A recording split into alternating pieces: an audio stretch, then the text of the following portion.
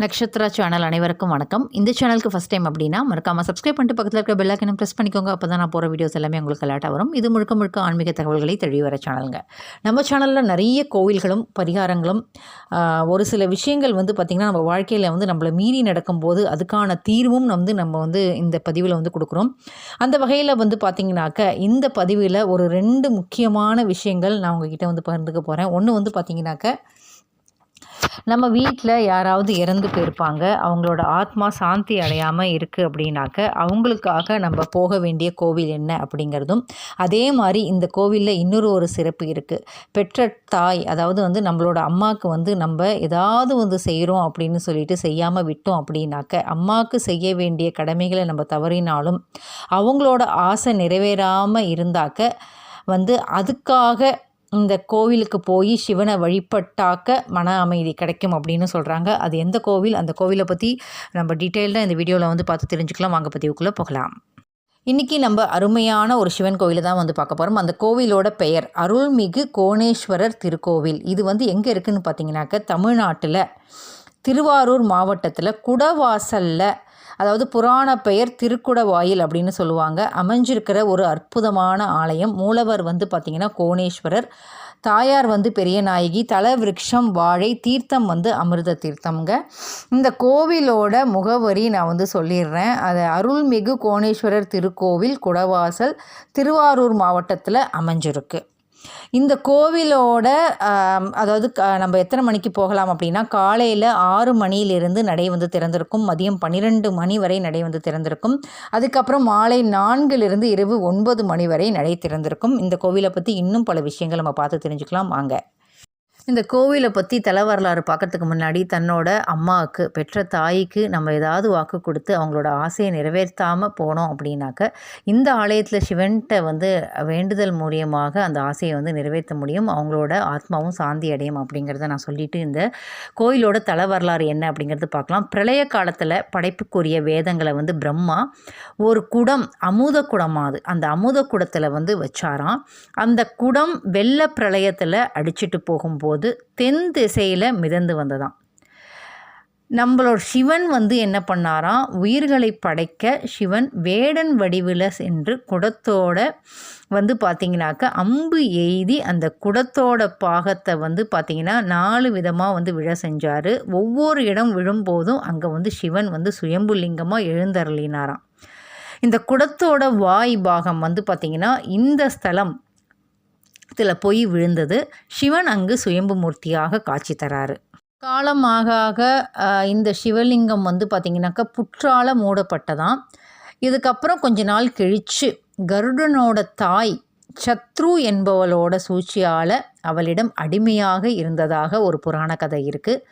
தாயை அடிமைத்தனத்திலிருந்து மீட்க கருடன் தேவலோகம் போய் அமுத குடத்தை எடுத்து வந்ததாகவும் சொல்கிறாங்க. வழியில் இந்த ஸ்தலத்துக்கு வரும்போது அப்போது ஒரு அசுரன் கருடனிடத்துலேருந்து அந்த அமுத குடத்தை பறிக்க முயற்சி பண்ணுறான். கருடன் பார்த்திங்கன்னா அந்த அமுத குடத்தை காப்பாற்றணும் இல்லையா, அப்போ தான் தன்னோட அம்மாவை மீட்க முடியும். அதனால் அந்த புற்றின் மீது வச்சுட்டு சண்டையிடும்போது அவருக்கே தெரியாமல் அந்த புற்றுல பார்த்திங்கனாக்க தன்னோட நகத்தால் கீறாரு. அடியில் சிவலிங்கம் இருப்பதையும் கண்டு வணங்கினார். சிவன் அவருக்கு காட்சி தராரு. கருடன் தன்னோட தாயோட நிலைமையை கூறி அவரை அடிமைத்தனத்திலிருந்து மீட்டு அருள்றதுக்கு சிவன் அருள் புரிஞ்சார். அதற்கப்புறம் சிவனுக்கு கருடனே கோயில் எழுப்பினதாக ஒரு தல வரலாறு இந்த கோவிலில் இருக்குது. மிக மிக அற்புதமான சக்தி வாய்ந்த கோயில். நினைக்கிறது அத்தனையும் நடத்தி தர கோவில்.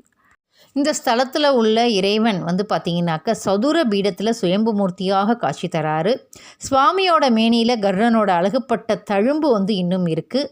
பெரியநாயகி அம்பாள் தனி சன்னதியில் அருள்பாலிக்கிறாங்க. இவள் துர்க்கை அம்சத்துடன் காட்சி தருவதாக ஒரு ஐதீகம் இருக்குது.